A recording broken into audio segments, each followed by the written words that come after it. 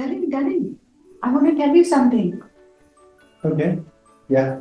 Good. From now on, you don't have to worry about the finances. I will manage all the finances, all that investments, all the financial management. I will do it. Don't worry, I'll manage. You continue with your cooking and cleaning, and don't worry about managing money. What? What do you Because mean by that? What did you say? no, no, no, yeah, yeah, you can manage. You can manage. But where did you learn all this? I saw a YouTube video and I decided to do it from now onwards. And he explains everything very clearly about how to manage. I've learned everything. What all he has taught? Everything is what? Can you tell me? You watched the video. Homemaker? No. Working wife? Yes. Whether you are a homemaker or a working wife, who is responsible for your family finances?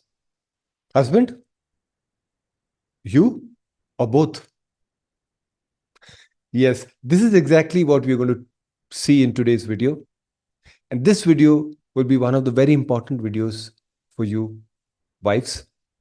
So please pay attention and listen to this video till the end.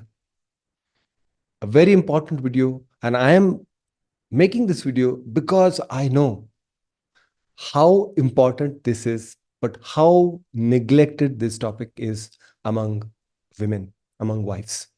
So stay put in this whole video, listen to this video, share this video with your friends.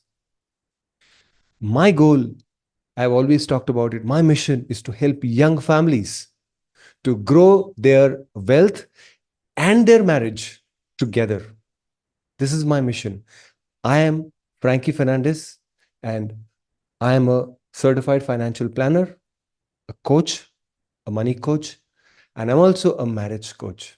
I'm a certified marriage coach, and my heart is for families. And I believe money is a very integral part of families.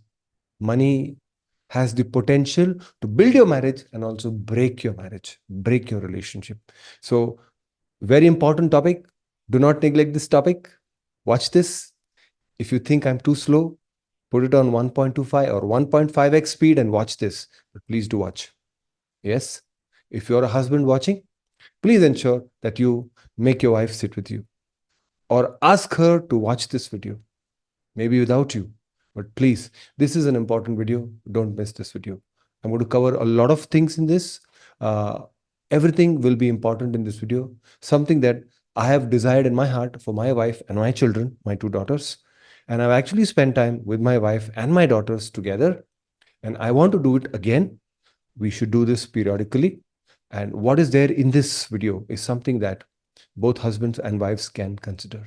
If you have not subscribed to this channel, I recommend that you subscribe. My videos will be all to do with building your marriage, building your money, strengthening your relationship, because I believe the true wealth is not just money, but also your relationships. Well, let's get into this video. So before I get into the main topic, and where I'm going to cover a lot of topics concerning finances, money management at home, what is the objective of this? I would like to tell you what this video's objective is not.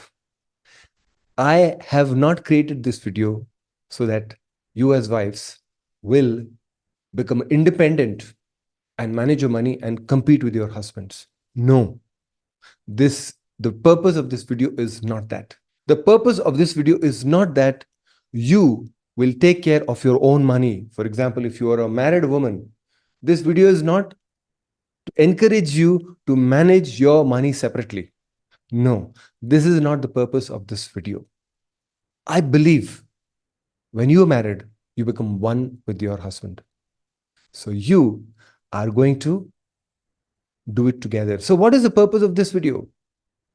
To team up with your husband and become that person who will help your husband make your finances stronger, build your wealth together.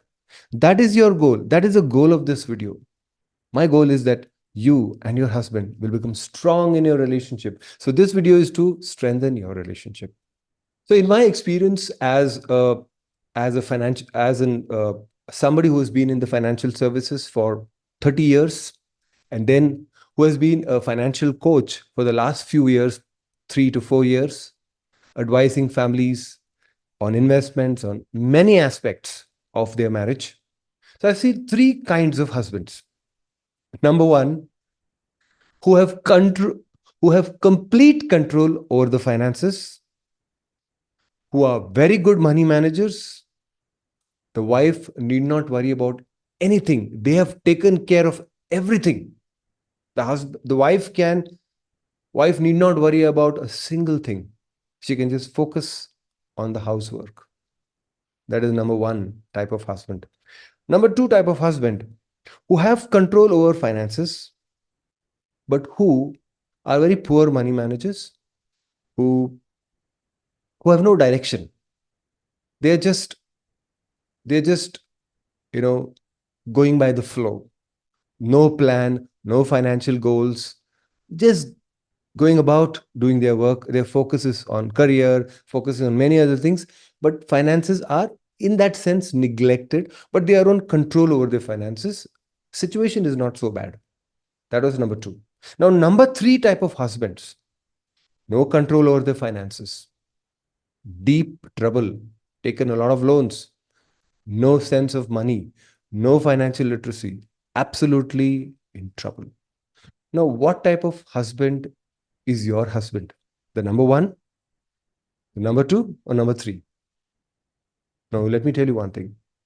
Whether your husband is number one, number two, or number three category, you must be involved. You must be engaged in the finances of the home. If your husband is the number one type, your contribution will only help him to become better. There will be some gaps. There will be some lacuna where you can fill. Remember, as I said, it's a teamwork.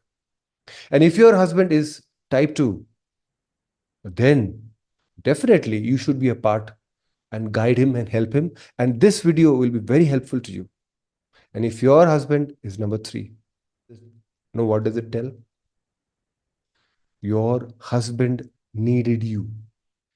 He cannot manage on his own. He needs you. He needed you. And for the rest of your life, you should support him. You should ensure that you are with him.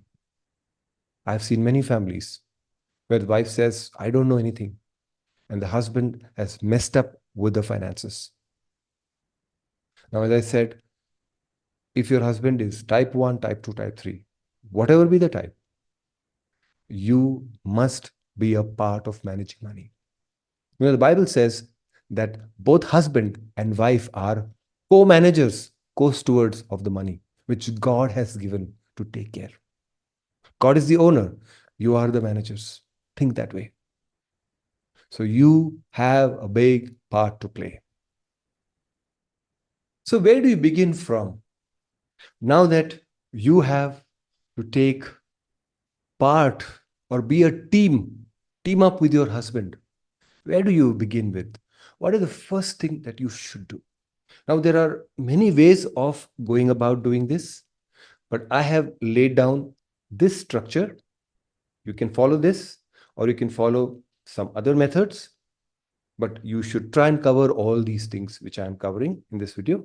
So the number one that you should do is ensure that everything to do with finances in your marriage, in your family, should be joint, or you should be the nominee. So that means everything that is in your home, everything material, the house or bank accounts or insurance or whatever, everything should be either joint or be nominees. So that begins. The first thing you should do is have one bank account as the operational bank account, as a joint account. For various reasons, It will strengthen your marriage. It's actually proven that joint accounts are the best for marriage, not only strengthening relationship, but also building your wealth in many ways. So it's also convenient. So operational, by operational, what I mean is that where all your payment of bills, buying groceries, making investments, or whatever, try to ensure that they are there in this joint account, because this will bring transparency between the two of you so that everything gets recorded. But does that mean that you don't have separate accounts? Definitely not. You should also have your separate accounts for various reasons. For example, in our own home, for many years, since the time when we got married, we had all accounts as joint accounts. Although we didn't need to, in fact, we needed separate accounts.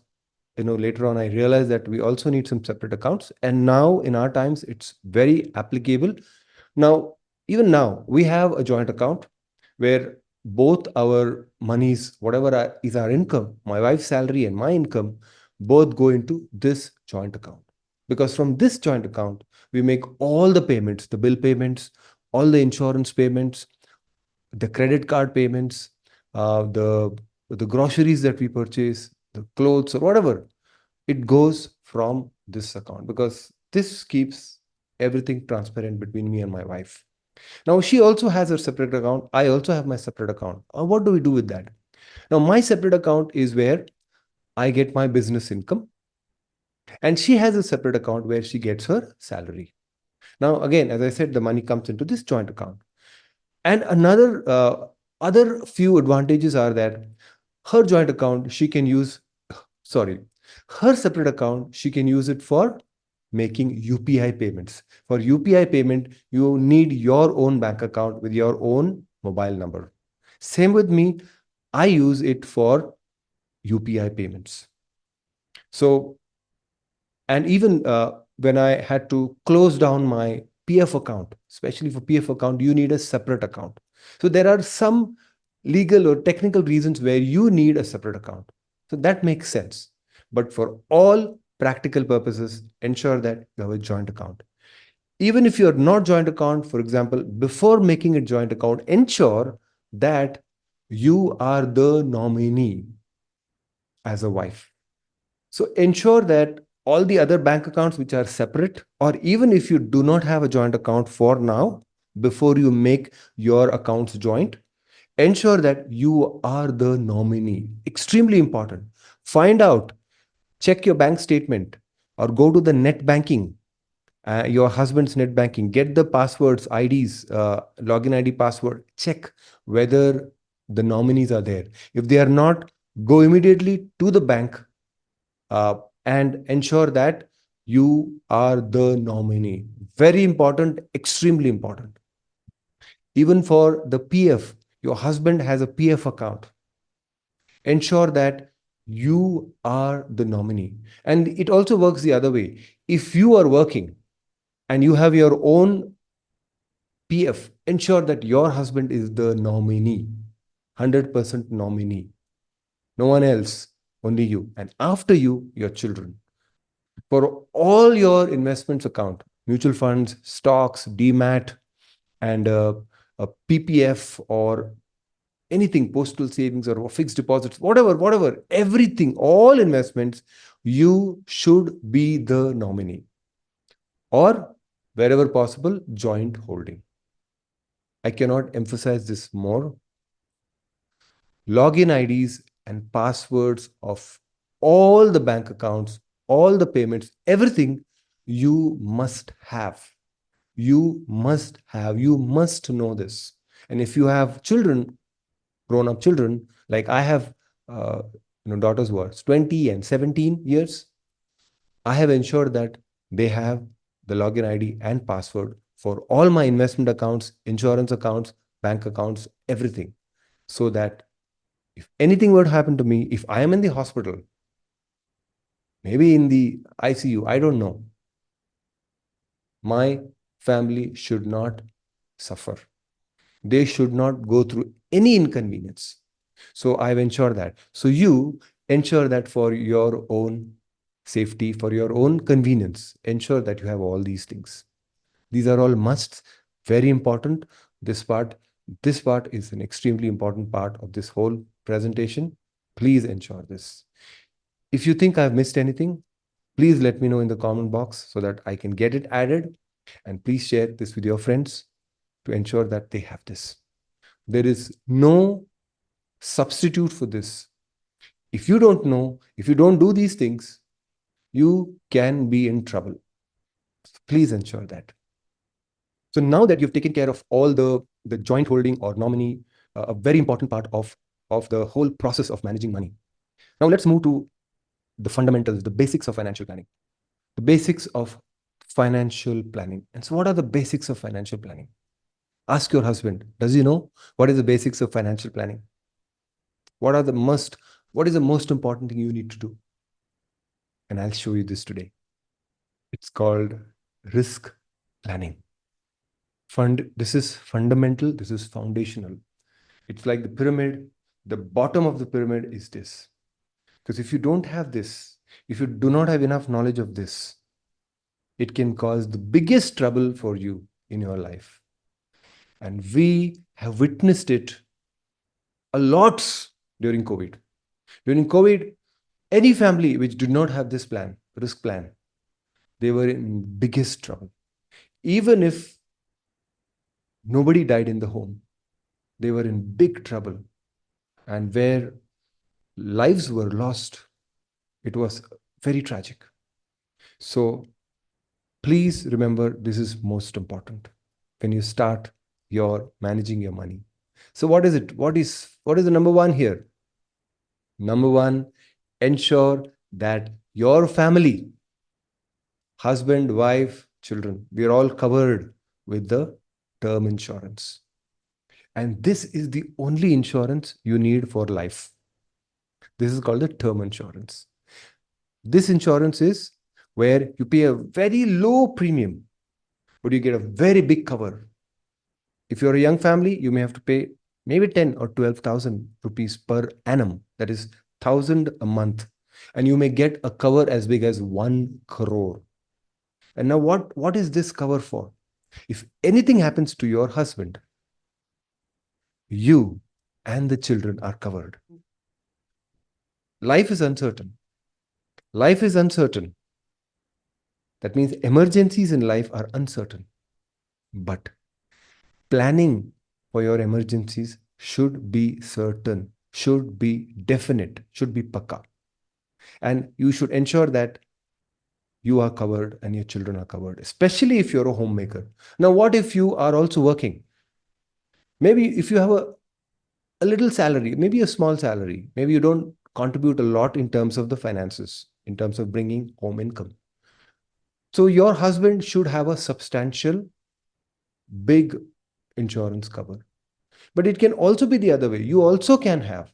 So where the husband is a policy holder, it's a must. You must have. You can also have two policies. For example, if you both are earning well, or you have probably received some inheritance from your own parents, right? Then you also probably should have a term insurance. But your husband must have a term insurance, because anything happens to him, you are covered and the children are covered. Their future is covered.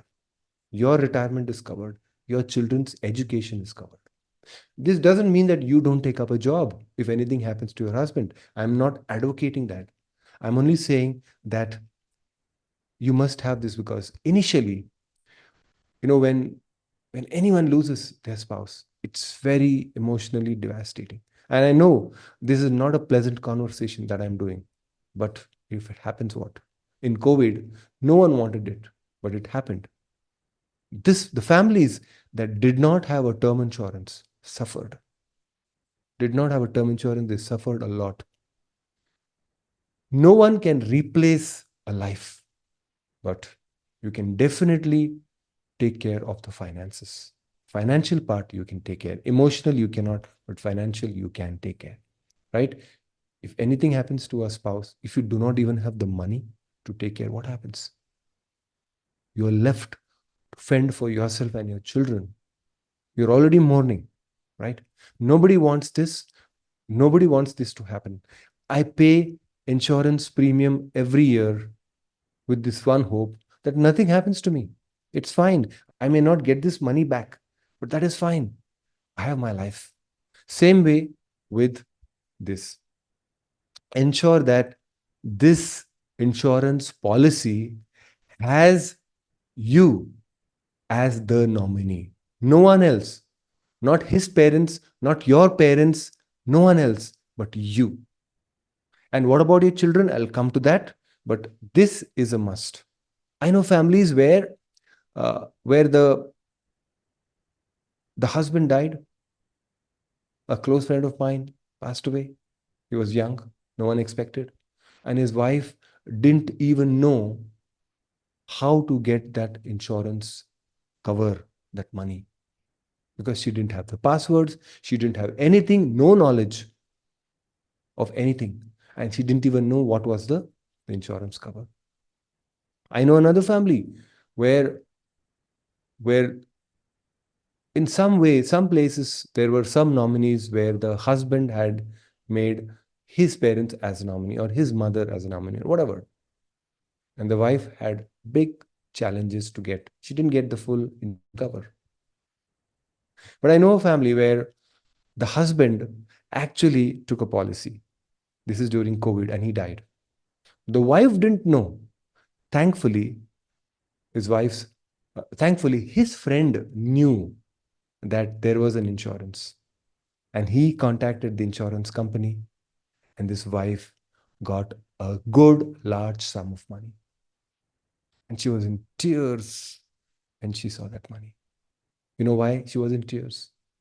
Because number one, they had that money, that they needed that money.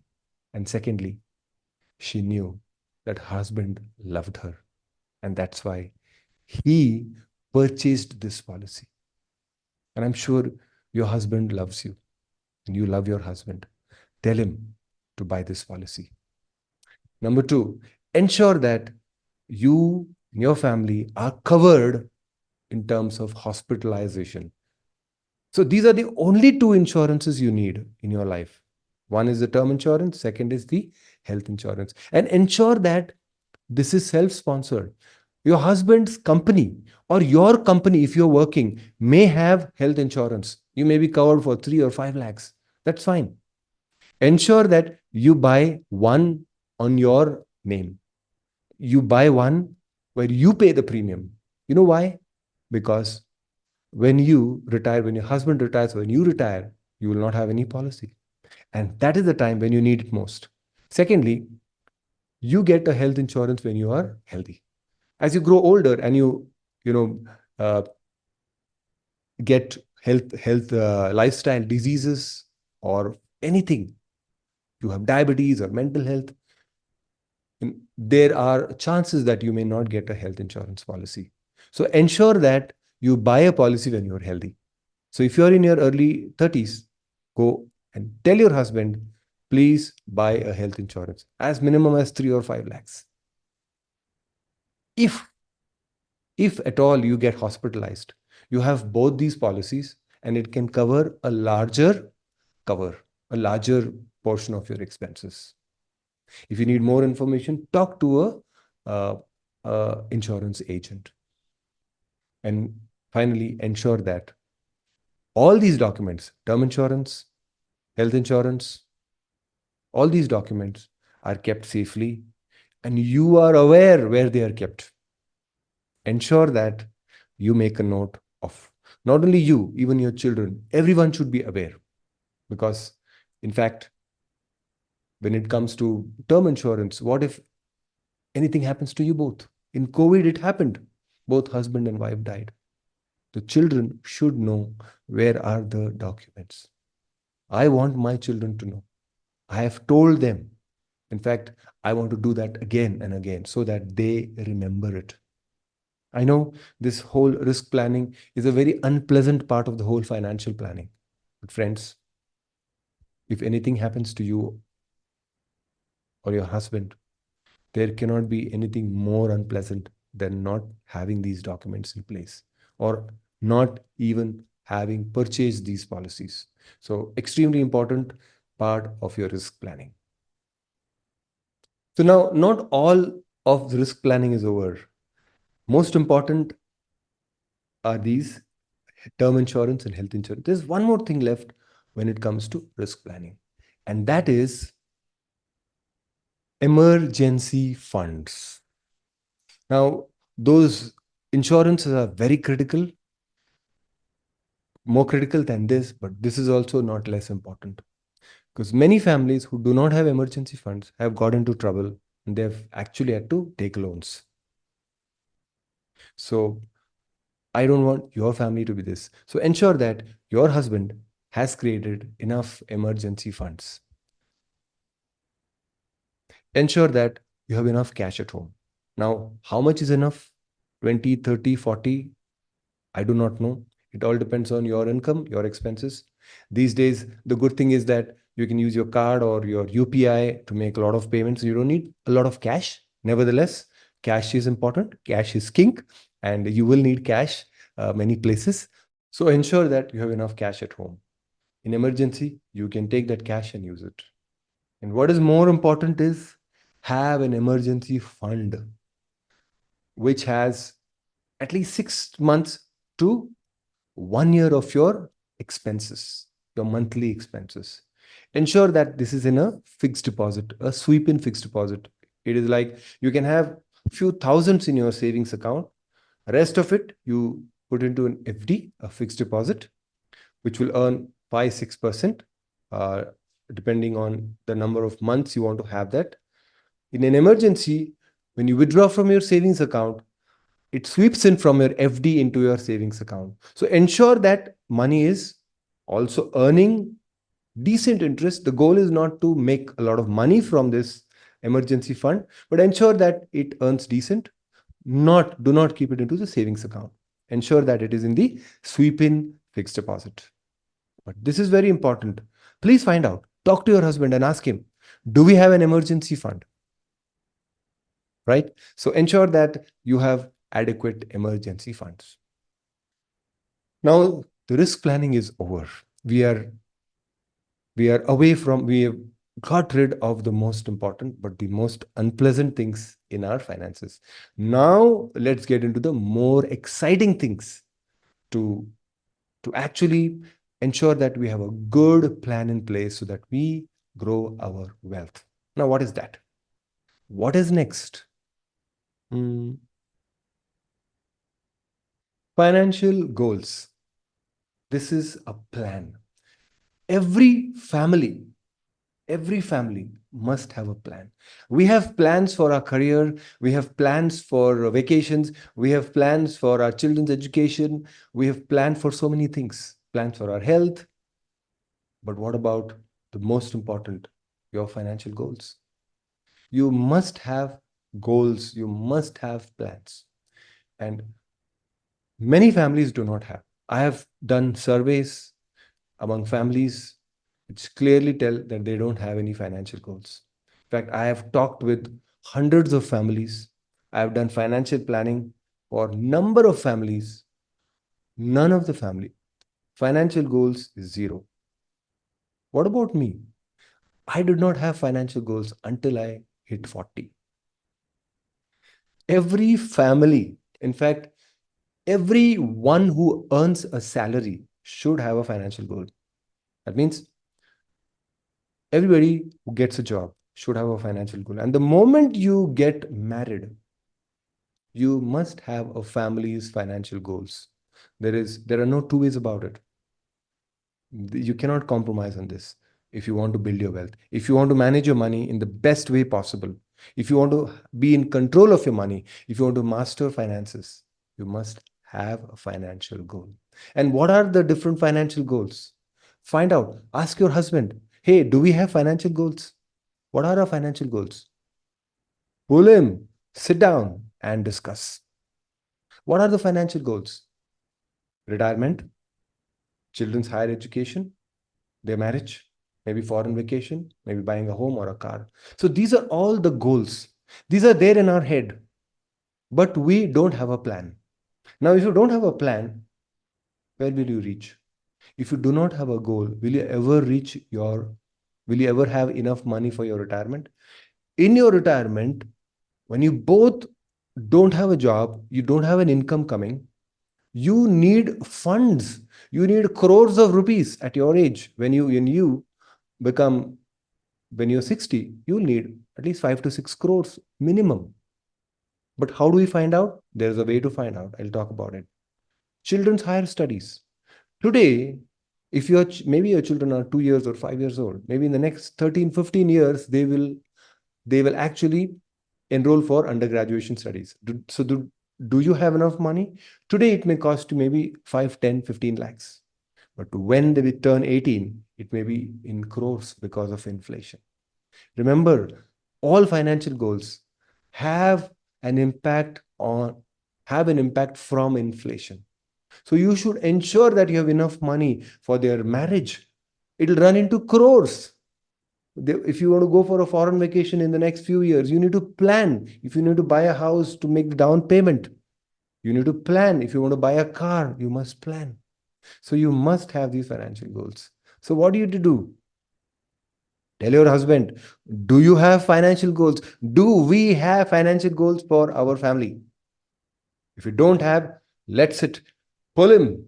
Sit down. Sit down on your sofa or your bed or wherever. Ensure that you have a pen and a paper and you write down all your goals. Retirement is inevitable. Children's higher studies is inevitable.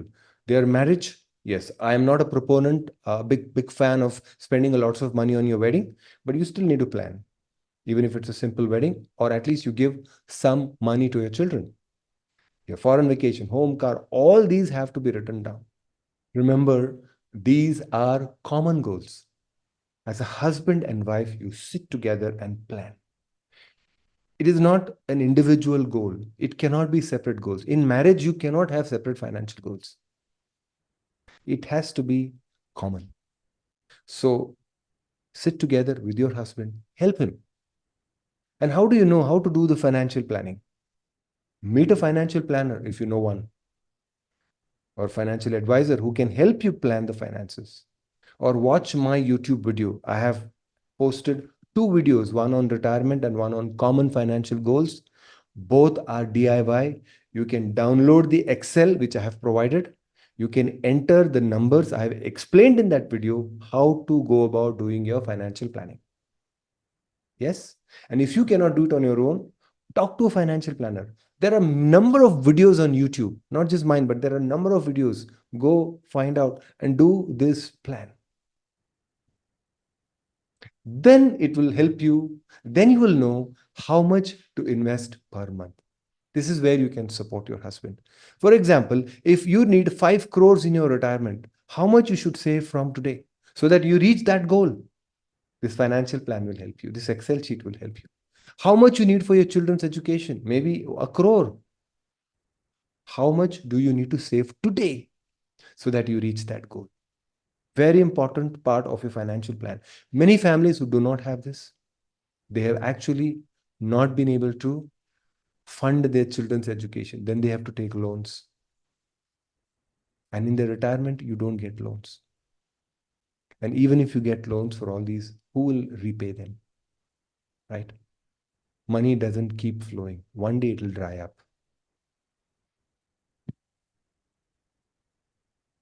This will help you plan your budget. If you have financial goals planning, then you can prepare your budget, which is again a very crucial part of your financial planning. So ask your husband, do you have financial goals? Show me the financial goals. If you don't have, I will show you how to prepare a financial goal. Maybe you can watch my videos, learn from them, ensure that you know everything, and surprise your husband. Tell him, let's do the financial goals, and I will show you how to prepare the financial goals. This is teamwork. Darling, I want to ask you something. Do you know about our financial goals? Financial goals? Yes. I don't know anything about financial goals. Come, I'll show you. Yeah, with all the goals that we have for our finances. For example, our retirement, our children's education, children's marriage, and the vacation that you said that you will take that you've never taken yet. Samjha? That's financial goals. And this is how you need to plan the financial goals. Come. So now that you have taken care of the most important things, like ensuring that you have the joint account and login IDs, passwords, nominees, then the risk plan and the financial goals.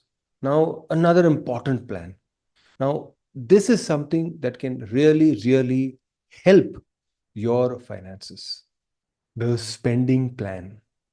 It is said that salary does not make a person rich, but it is the spending habits. This is one of the most important things about finances. This will be one of the greatest assets you will have in mastery over money. Not your house, not your gold, not your investments, but this habit, spending habit. And you as a wife has a great role to play, a very big role to play in how you can support your husband, not just spending less. That is lower down the list, but ensure that you as a family have a good plan.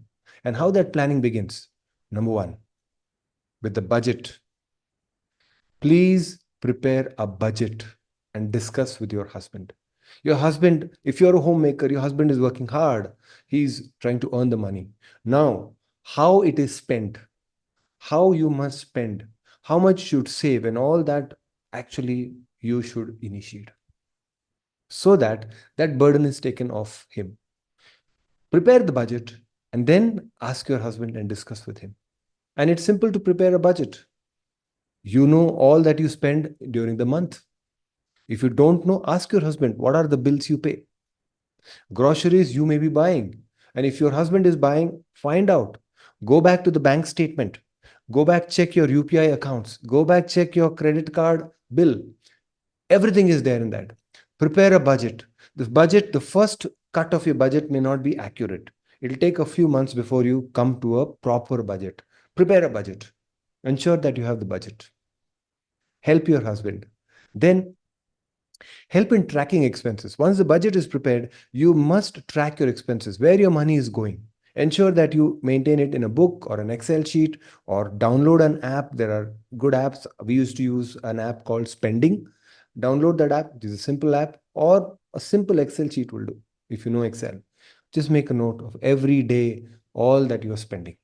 That will help you manage your money very well. And And as you do this, prepare your own plan to control spending. Remember, you are you are the wife, you are a co-partner, equal partner with your husband, equally responsible for your money. Come up with a good plan. This is the plan. And inform everyone in the home, including your husband. He'll be happy. For example, you can mention, we will we'll ensure that we'll buy groceries only twice or thrice a month, or we will buy groceries from, for example, a DMart store. We'll buy groceries 3 months in advance so that we don't have to go again and take advantage of the discounts. Or you can say that whenever we go for groceries, we will prepare a list. No buying without a list. If you want to buy anything, if you're coming with me, if you're telling your children especially, please prepare your list. And in advance, we will have that list. Or maybe buying from Amazon. Hey, let's not buy from Amazon more than once a month. So if you want to buy from Amazon or Flipkart, just make a list and once we will buy. And it should be a part of the budget. Anything we buy, we have to buy. Let's prepare a budget. Let's not do impulsive purchasing. You can come up with your own rules and laws. Of course, there is grace in the family. You can always, not follow all the rules, but you can actually create that to ensure that you spend carefully. Another very important thing, and this is something which I credit my wife a lot. She hunts for good deals. She hunts for good discounts, whether we're buying shoes or clothes or shopping or for festival or buying groceries. She is the one who looks for good deals. She is the one who reads up and finds out if there is a good deal here, good deal there, and she ensures that we only buy at a good discount. In fact, a lot of times she tells me, just check your credit card. If you have enough points, can we buy this using the points? Is this available? Is that available? So a lot of support she gives me in this. Another support that you can give your husband is research. Research the product much in advance before buying, whether it's a fridge or an oven or a table or a furniture or anything in the home. Do the research. Maybe buying a bike or a car. Do the research. You do that support. You give that support to your husband. So when you both have to make the financial decision, and you say, "Hey, I've already researched. See, this is the best. This is good about this. This is good about that." Make notes and tell your husband. About vacations. Vacations are extremely important for a family. We have gone for several vacations. And I thank God for my wife who planned vacations. And then we both would sit together and see which is the best deal, whether we should fly, whether we should go by train, where we should stay, what are the deals available, what are the best, what are the good deals available where we can get a discount. A lot of things we can do, a lot of things you can do. This is where you can support your husband.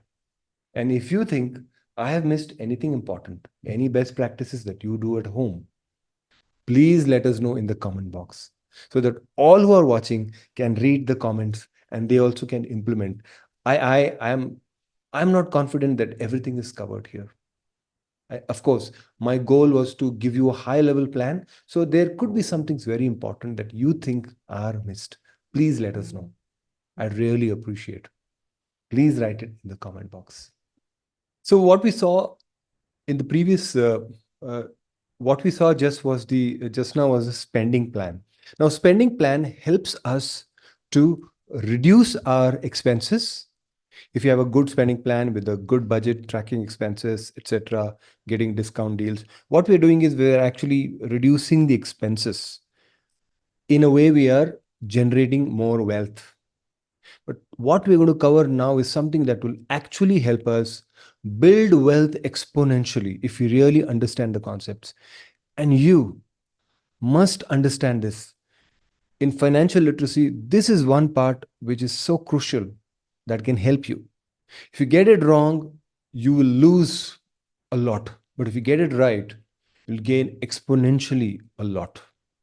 And that is the investment plan.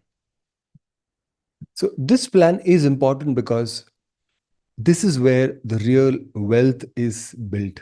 The real true wealth is created with all the basic concepts that we apply in this plan. So, number one, you must set aside at least 10% up to 30% of your income.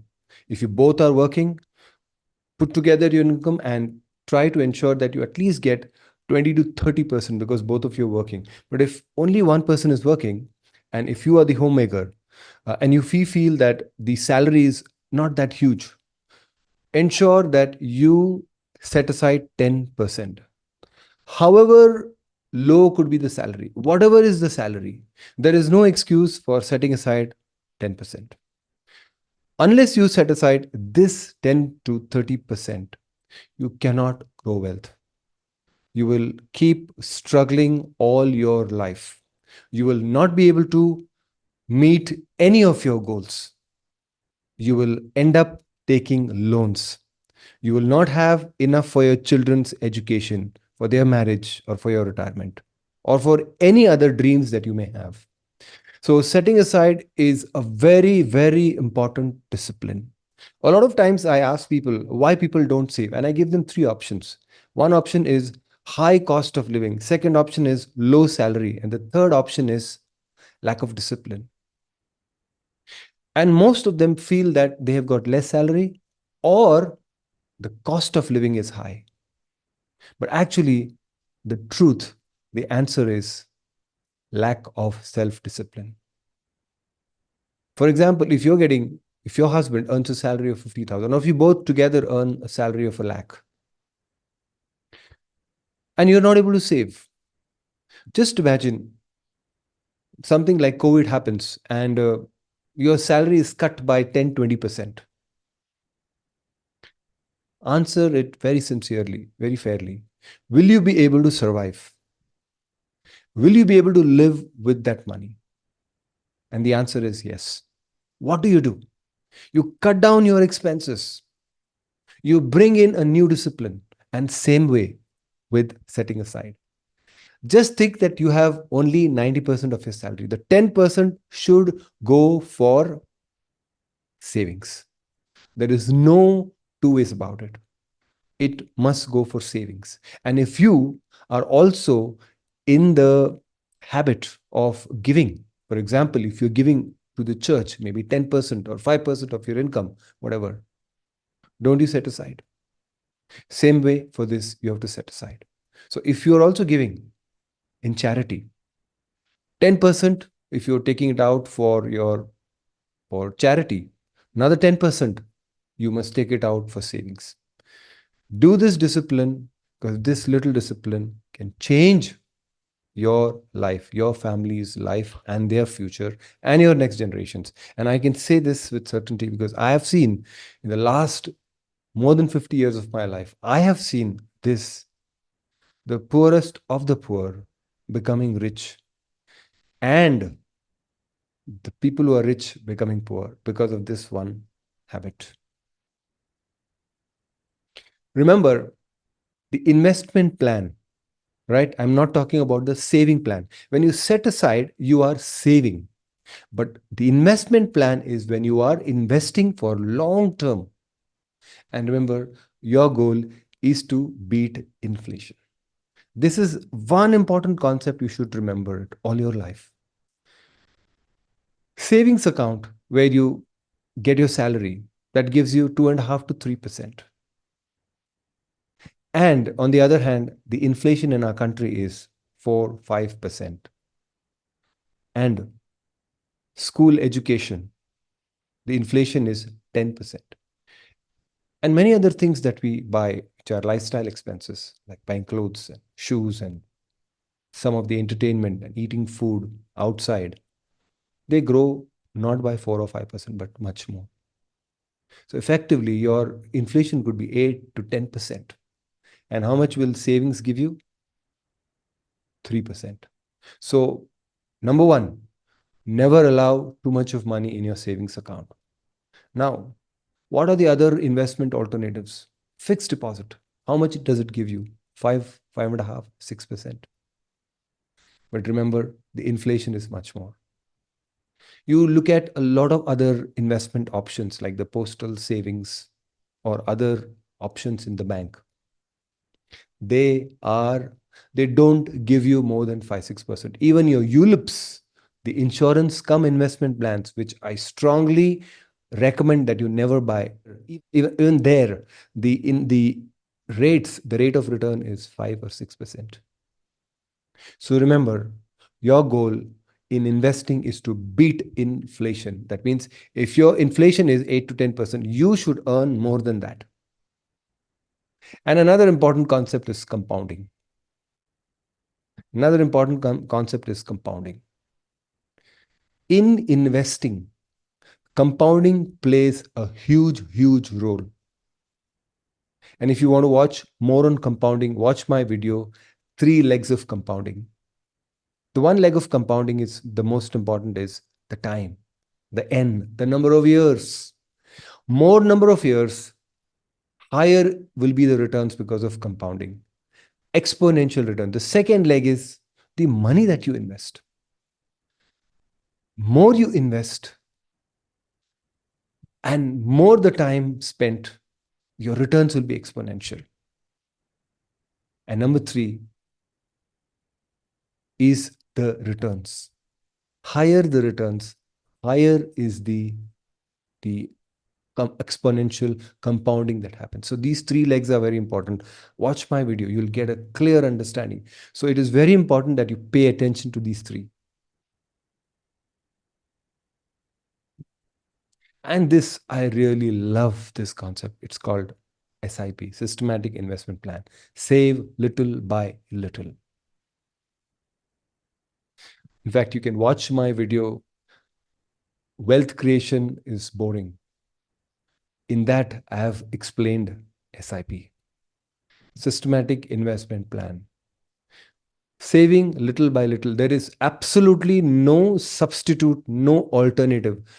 I have, in the last 30 years of my life of savings and investing, I have seen people, I have seen both the kinds of people who try to time the market, who want to look into the stocks and stock market and charts.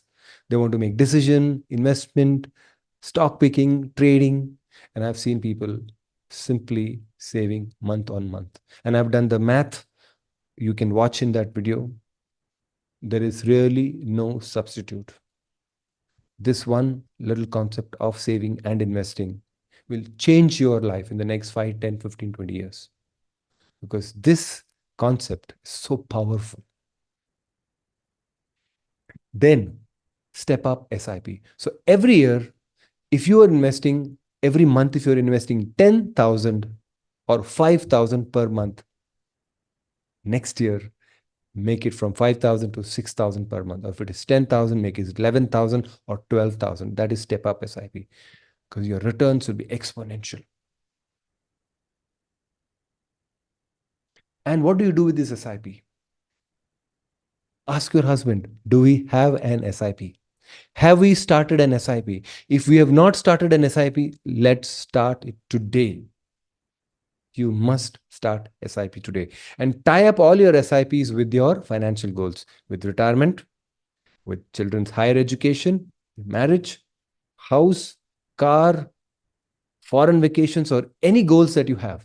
Just tie up this SIP with those goals. So as you do that, as you work on that Excel sheet and find out your financial goals, find out how much you need to save or invest for your retirement. You will find it in that Excel sheet. Just enter those numbers and you will know how much to invest. In fact, I mentioned there, watch my video, Wealth Creation is Boring, and I've again explained very clearly on SIPs. SIPs should be in equity mutual funds. To be specific, diversified equity mutual funds. Watch my video on YouTube, video on announcing the best mutual fund not for you. You will know, you will understand how to go about, because there are a number of factors that are responsible. For example, your risk profile, your financial goals, all that help you decide the right fund. And based on that, you must do your SIP. Now, asset allocation. This is a very important concept, very underrated, but extremely important. The goal of asset allocation is to maximize your returns, but minimize your risk. A lot of times, investors focus their attention on one favorite asset class. For example, somebody may just want to have a lot of real estate. I don't know what your husband's favorite asset class is, but there are some people, husbands, who only buy properties. Then there are those who buy a lot of gold. But there are those who know about equities. They have a lot of money in mutual funds and equities. Now, which is best? Now, according to asset allocation principles, you should be diversified. That means you should have equities, you should have fixed income, you should have real estate, you should have gold. So there should be a balance. But what is most important is the one that gives you highest returns should be maximum, obviously. And based on historic returns, there is nothing that gives better returns compared to equities.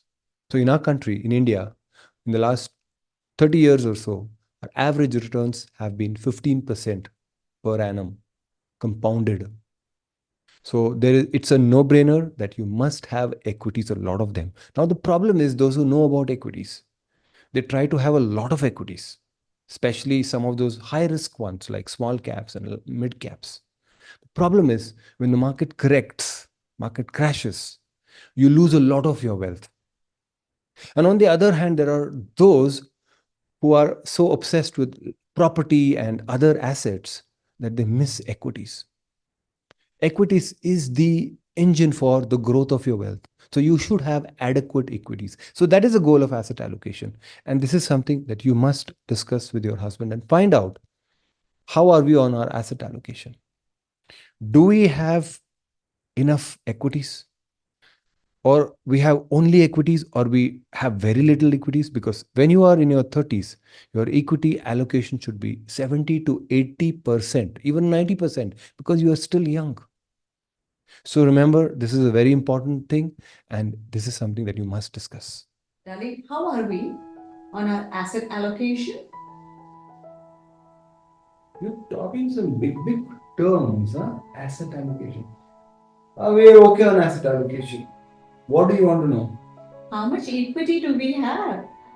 Asset allocation will help us to maximize on the gains and minimize on the risks, right? The more you put on equity, then you'll have maximum returns. You should have enough fixed income to minimize your risk. How are we on our asset allocation? I never thought that way. Become smart. How did you know all these things? I watched that video on this. Ah, good job, good job. So, just a quick recap of what we've done so far. We talked about how important it is to have joint accounts and other things so that you can protect yourself and your children.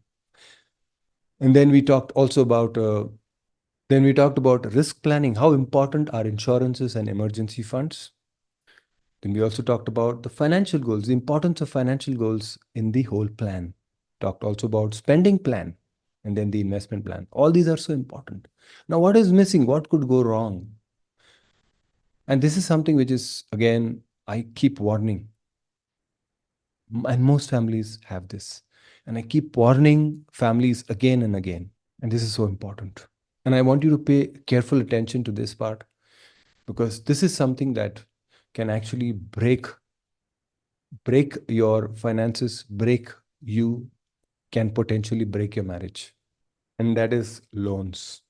You, as a wife, as a spouse, as a life partner, you must take a stock of all the loans that your husband has taken. Extremely important, very important. You should be aware of all the loans that your husband has ever taken. Ask him, talk to him. The current outstanding loans are very important. Make a list of all the loans. Ensure there are no secret loans taken, loans that you're not aware of. Sit with your husband. Tell him, I want to talk to you about the loans. Sit with him. Make a list of all the loans, from where you've taken, how much you've taken, what is the interest rate, what is the AMI, and how long you have to pay. Because remember, loans are a drain on your investments. They will pull your investments down. I've seen many families, tragically, many families, and it is so tragic to see that they have taken huge loans and the loans have only multiplied and grown. And taking loans and repaying your loans is exactly opposite of compounding. In compounding, you gain money, your money grows exponentially, and here your money can get depleted. So it's very, very important that you should know. Except for home loan, this is my strong advice. Never take any loans except for home loans. Yes, to an extent, you can take loans for education or business, but as far as possible, a home loan is good enough. There are secured loans, there are unsecured loans. So, home loan is a secured loan and it's a good loan because your money, which you've invested, your asset is growing. Having said that, if you haven't taken a home loan, do not take a home loan until you're 40. I have explained this very well in my video, 3 properties, 2 mistakes, 1 lesson. And this is my own personal story. Please watch that. So do not take loans and do not be in a hurry to take a home loan. And if you have a list of loans, sit with your husband, maybe pray with your husband, encourage your husband, and work out with your husband and tell him, I want to help you, and work out a repayment plan. Work out how you will prepay the loans. Because unless you do that, you can't grow your wealth. On one hand, if you're investing doing an SIPs, on the other hand, loans are actually taking you down. So it's like taking one step ahead and one step back, one step ahead, one step back. So you're not moving anywhere. You're not growing your wealth. So it is extremely important that you work out a prepayment plan.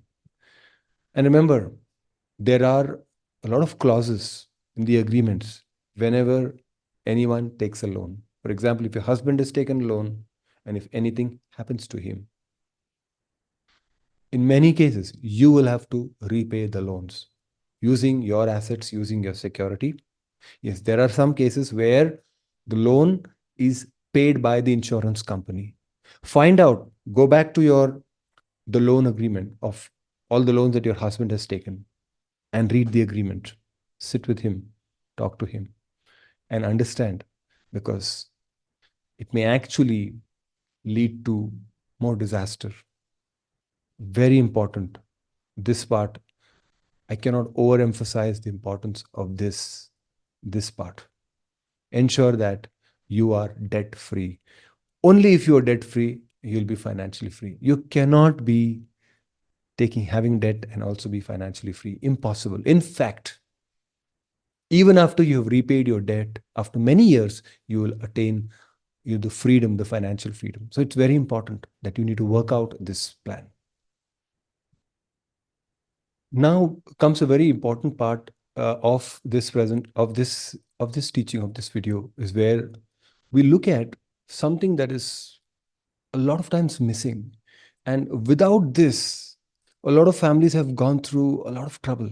I have spoken to widows, I've spoken to families where they do not have this. And this has caused a lot of pain, and it has affected relationships with parents in-laws. So it's very important that you have, and this is the will deed. Now there are succession laws in our country, which actually these laws state that in the absence of a will, a written will, this is what will be done. This is the way the properties and the other investment will be shared among which family members. But when you write a will, you're actually making it very clear legally that after me, this is who will get it. And that it's very important that you get a will written where it clearly states the assets will be passed on to you and then to your children. Why is this so important?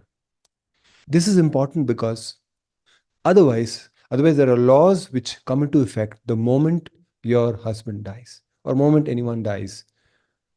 What should happen is clearly stated in these laws. They're called the succession laws. So either a will is written or a person dies intestate. Okay. So when a person dies intestate, the laws are applicable. But if a will is written, it will go exactly by the will. So ensure that you you ensure that you both get a will written. Very important. In 2021, when I first resumed travel in the flight during COVID, I had to travel to Chennai in the month of March 2021. That is where it dawned on me that, life is very uncertain, and I can die early.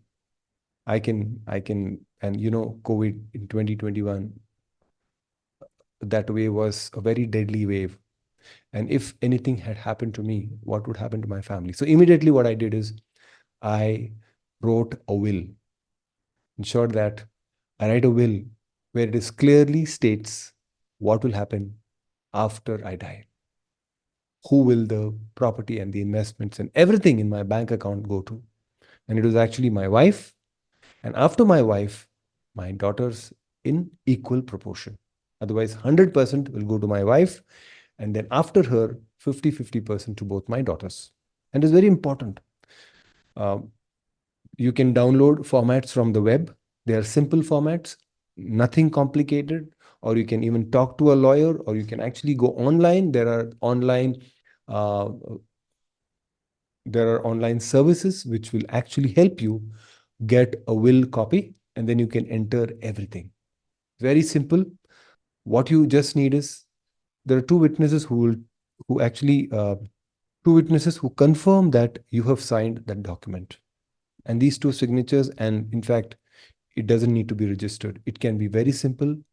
Get a will done, ensure that your husband signs. There are two witnesses who sign, and keep that paper safely. A very important thing, many people do not give it that importance. And I have talked to widows without a will, what they have gone through. Please, you should not go through this. I didn't want my wife and my children to go through this. So I've actually prepared a will in 2021. And it's a very simple document. You must do this to ensure that after your husband has left this world, you have everything.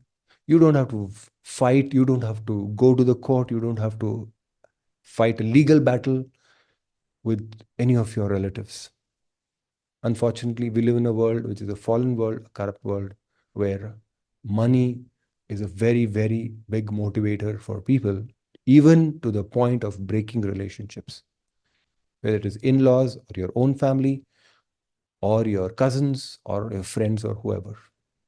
And finally, some tips and tricks to help you as a family to protect yourself, to grow your wealth, and to build and strengthen your marriage. Number one, communicate. Often communicate with your husband. Have a plan to discuss finances once a week, once a month, whatever you decide, whatever is convenient to you and your husband. Be transparent. Share and encourage your husband to share. Share how you're spending your money and encourage him to share. Because this is a secret of a great and a strong marriage and a growing wealth. Review your finances once in a while, every 6 months or so. Ask your husband, hey, let's sit and review the finances. Where is the money? How are our investments doing? Uh, what about our loans? How much have we repaid? And any financial decisions you need to make. And decision making should be joint decision making. Encourage teamwork. Encourage teamwork. You both should work together. Encourage that. So every decision should be made, whether you are working, whether you are a homemaker, it doesn't matter. Everything I have said in this video doesn't matter whether you're working or whether you're a homemaker. You are equal. You both are equal. However big or small your salaries, you are equal. Your money belongs to you both. There is no concept of my money and your money. It is both. So you should be making joint decisions. Generosity. This is something that I've not covered much, but have a plan for giving. Have a plan for giving, because this is one of the best things that can happen. Probably I'll make a video on generosity, the benefits of generosity, how it can affect you as a person, your marriage, and your finances. Finally, passing on the legacy should be in your mind. Let your children learn the value of money. Pass on a great legacy on how to manage money, how to use money, how to build wealth, how to give, how to be generous. So, this should be in your mind. This is what will help you manage your finances well. And finally, let's do a quick summary of what we have done. Summary, uh, have joint accounts, future proof joint accounts or nominee, insurance and emergency funds, have a risk plan of protection for your family, spending plan, where we talked about budget and other things, investment plan, a whole lot of things. We talked about investment planning, taking stock of loans, having a will deed, and some of the tips and tricks. These are very important as a family, and you have a great responsibility as a wife. Remember, we are a team. And if you watch cricket, if you watch cricket, and I'm sure you watched Sachin Tendulkar playing, Now, Sachin Tendulkar is a master blaster. He plays so well. He's at the striker's end. What about the person who is at the non-striker end? Does he have does he have a role to play? Yes, a big role to play to support Sachin Tendulkar, to rotate, right? To ensure that he gets more of the batting so that the team wins. There are times when Sachin plays the second fiddle.